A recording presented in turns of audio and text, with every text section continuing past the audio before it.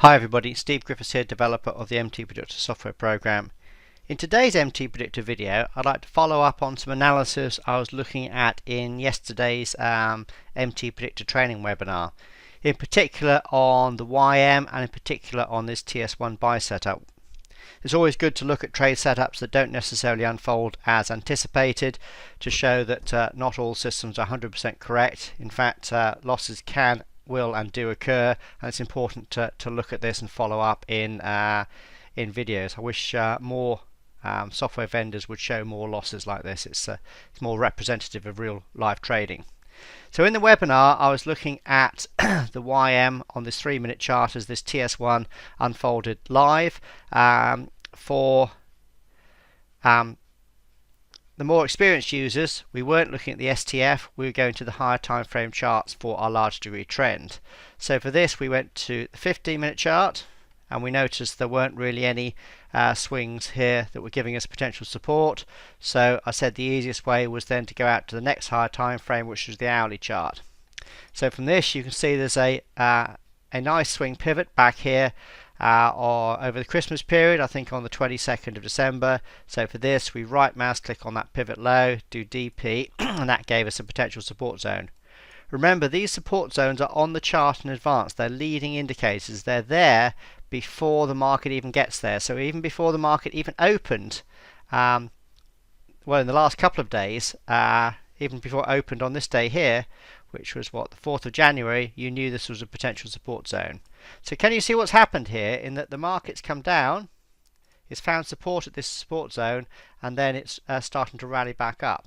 In other words, the large degree trend is up. So let's see how that affects us on our shorter time frame trading.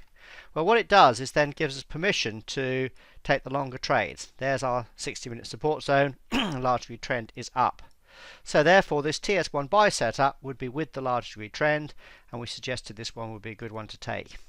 The analysis showed a potential profit up here of almost 6R.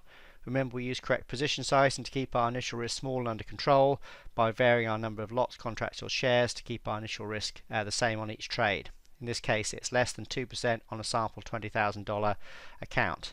The market did get up to around this level where the profit would have been approximately 3.5R, so you may have wanted to bring your stop to break even at that point to at least lock in a break-even trade.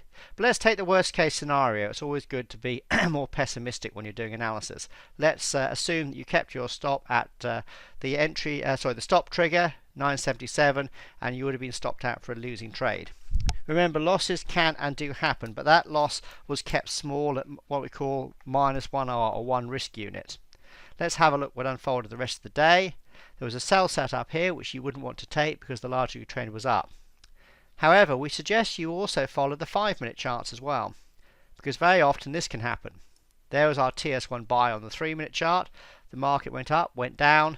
After stopping us out, gave us another buy set up here.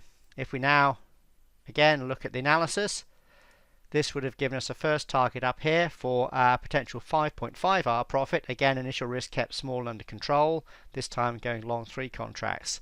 The market now went up to this high perfectly and just tagged it there for a nice 5.5R profit. And you see why position sizing is so important now, because even though we had one losing trade here, or potentially, this next trade would have come out at 5.5 times greater than the initial risk. You lost 1R and then you made 5.5R. That's what professional trading is all about. And in fact, actually, that TS3 buy setup there was actually on the very bar of the low of the day. I mean, it's very nice that we have a signal here at the very bar of the low of the day to go long to catch pretty much the best rally of the day for a profit that was 5.5 times greater than initial risk. This is what MTPredictor is all about. It's about identifying trade setups where the initial risk is kept small and have profits that are large in relation to the initial risk. We do that when we're in the direction of the large degree trend, as we've seen off this 60-minute support, and when the picture's clear. That's what I was going through in yesterday's training webinar. For you guys who are more experienced, you'll have noticed that that was probably, well, just about the high of that bar there. Let's have a look at the exact high. The exact high of that bar was 93. That profit target was 94. We normally suggest taking profit one tick below the target, so you'd just have been clipped there. But if you'd be more experienced, let's right mouse click, do Elliott wave minor. Can you see how this rally up here was actually a nice 5-wave sequence? And the typical wave 5 WPT was just below this first target. So the more experienced users might have said, well, actually, I want to come into here and lock in about 5R, i.e. just short of our 5.5R, for still a very good profit. Also, if I clear that last analysis, also this is the last swing down into the low. We also anticipate that there's going to be support or resistance from the DP from the prior pivot. In this case it's the wave B swing. So from here, right mouse click, place the DP on, and again you can see that's exactly the same area as our Elliott wave minor. So again, this would be an area where you would want to say, well, actually we're at 5R profit, so at the very least, if you don't take profit there, trail at the 1 bar low and lock in at least 4.7 or almost 5R profit. This 5-wave sequence can be seen clearer if you go down to the 3-minute chart. There's your 5-minute resistance.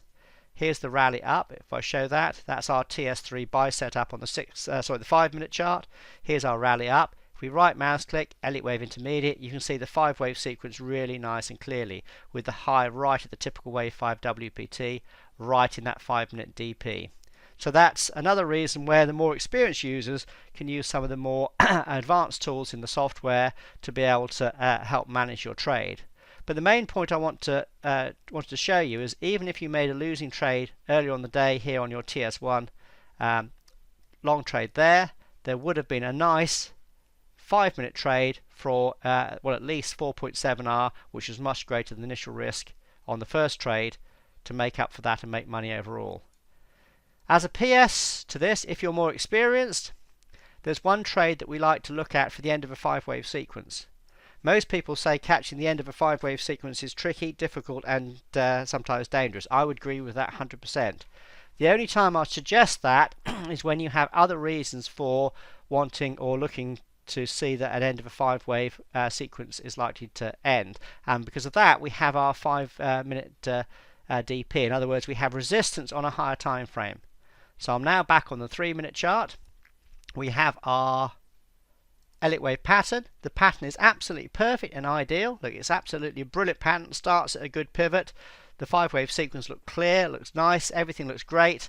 The high is right at the typical wave 5 WPT. We're in a higher time frame resistance as well, so that would mean that this is at the very least likely to make a small reversal. Where would the first target on this be? Well, as you always know, we have to create a trade setup where the initial risk is small and the profit is at least twice the initial risk. So the target would be, in fact, what I'll do actually, I'll just jump to what the setup would have looked like at the time. There it is. So there's the red sell bar at the typical wave 5 WPT at higher time frame resistance. The target would be the DP from the prior wave 4. In other words, we're anticipating the market is only going to make a small blip down into the support zone. There it is on the chart in advance. We use our manual risk reward tool to put an entry in and around this red sell bar with our target down here at our DP.